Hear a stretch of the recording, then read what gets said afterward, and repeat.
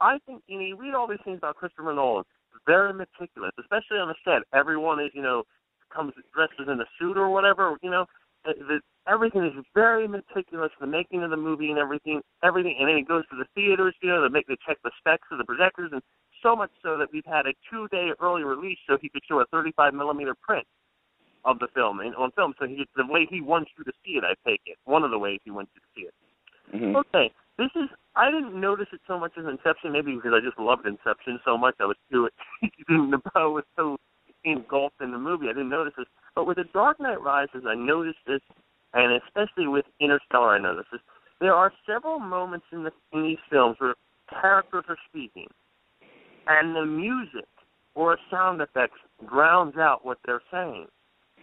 I don't understand how someone who's so meticulous about a film could allow this to happen, and I'm not obviously the only one who notices this a lot. It's been going on all over the country and all over the world, especially with the IMAX version of this film. People cannot hear some of the dialogue spoken. Okay, now here's my question. Okay, so sure. You bring this up. Okay, so here's my take. Well, at least I have a couple of questions first.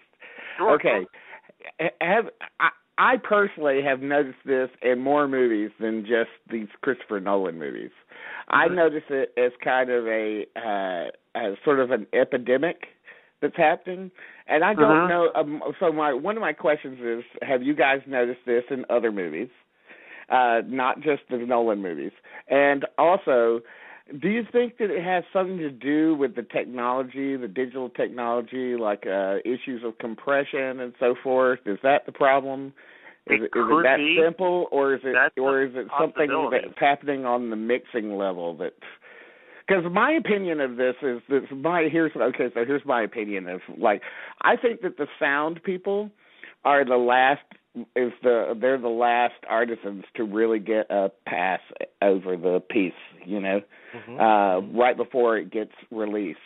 And I think they get away with a lot of shit that maybe they shouldn't be able to get away with, if there was more time for the filmmaker to go over it with a fine-tooth comb a little bit more. But I feel like they're the last ones, and I honestly believe that some sound people are absolutely fucking nuts. I mean, absolutely nuts, because some sound mixers are ridiculously loud in those areas that you're talking about. Music and sound effects. Yeah, I mean, to the point where it hurts.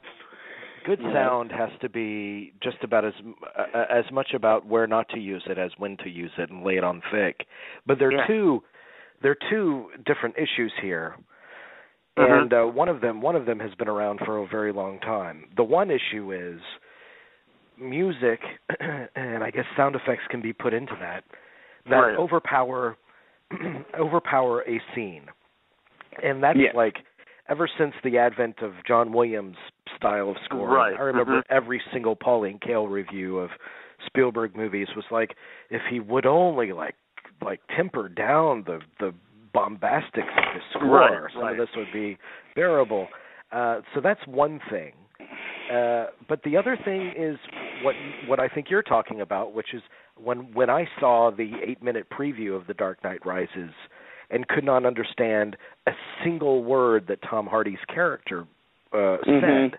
Yeah. The movie itself was different for me, but I mean what was that? I mean, was that a problem with the sound track of the prints themselves, or what was that? Because it wasn't there in the final movie. Is that what you're talking about? It's kind of what I'm talking about, or what do you mean? It's just a problem. I don't know. You could lower the music. I think it's not that I have a problem with Hans Zimmer's score or anything, but in this sense. But I just noticed characters are speaking, and they're saying something that's very important to the story, and music just blaring, and it just seems.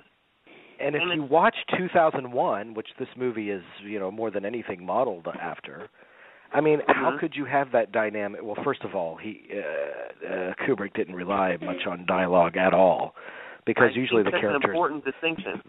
The characters in his movies usually spoke very banal dialogue. but you can't overpower someone with the Blue Danube. No, you can't. No, you can't.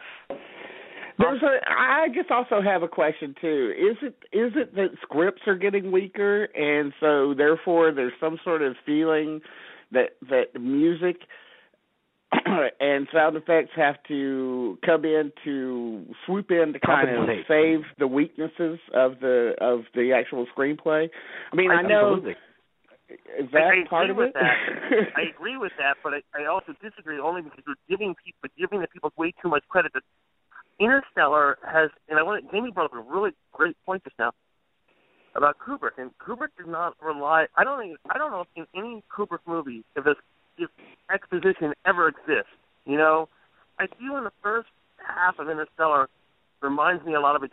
I actually think Interstellar owes more to James Cameron films like Avatar and The Abyss. I think it owes more to Brian De Palma's Mission to Mars at times, and also Danny Boyle's Sunshine, which my brother reminded me today, because he might. That's what it sounds like to me, is Sunshine. Those movies. I think there's no doubt about it. He's trying to be like, there are certain, you cannot watch this film and help think, oh my God, there's the Kubrick influence. But here's the thing, Kubrick would never explain.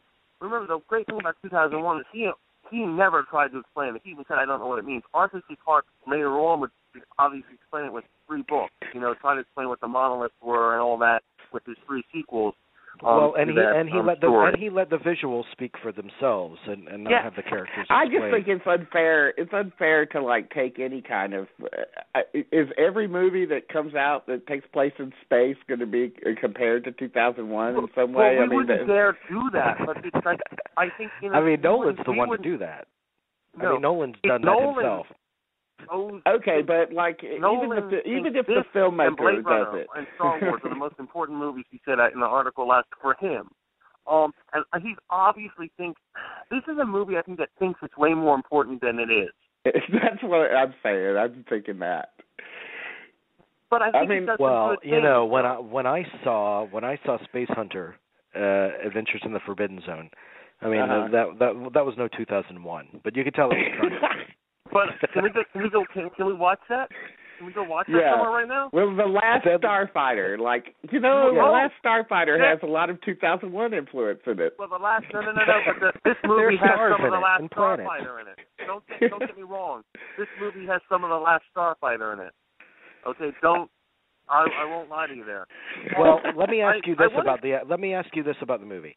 Because we're talking about overcompensating. Here's another example of how this movie might overcompensate, and I haven't seen it because I don't leave my apartment. Oh, shit. So, I feel like for you. The main complaint about Christopher Nolan is his lack of empathy with feeling. He's very cold. I understand that he overcompensates for that in this movie. It wants so badly to be a weepy. Yeah. You could say he's a big softie, as someone else pointed out in a review. I think it was. I want to say it's ironically. You want to know what you want?